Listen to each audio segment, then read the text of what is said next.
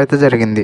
డిఫెన్స్లో చూసుకున్నట్లయితే Sagar 5 points, Shankar Gadai 5 points, Ankit Jaglan 3 points and Ajit 2 points సాధించి డిఫెన్స్లో వాళ్ళ 100% ఇచ్చి టీంని గెలిపించడం అయితే జరిగింది. ఈ మ్యాచ్లో మన టైటాన్ డిఫెన్స్ నుంచి అద్భుతమైన కాంబినేషన్తో కూడిన కోఆర్డినేషన్ ట్యాకిల్ చేయడంతో హర్యానా స్టీలర్స్ లాంటి స్ట్రాంగ్ టీంతో 22 పాయింట్లు తేడాతో విజయం సాధించడం అయితే జరిగింది.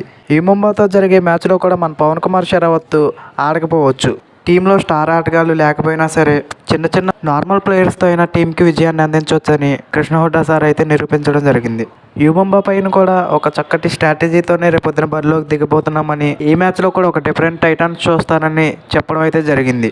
ఈ మ్యాచ్లో మన టైటాన్స్ విజయం సాధించాలంటే యువంబా రైడర్స్ అయినటువంటి అజిత్ చౌహాన్ అండ్ మంజిత్ని ఆపగలిగితే మన టైటాన్స్ సగం విజయం సాధించినట్లే. ఇంకా రైడింగ్ విషయానికి వచ్చేస్తే ఆశీష్ నర్వాల్ అండ్ విజయ్ మాలిక్ యువంబా డిఫెండర్లను చెక్ చేసుకుంటూ ఆడుతూ చక్కటి రైడ్ పాయింట్లు సంపాదిస్తే చాలు ఈ మ్యాచ్లో మంచి పట్టు సాధిస్తారు.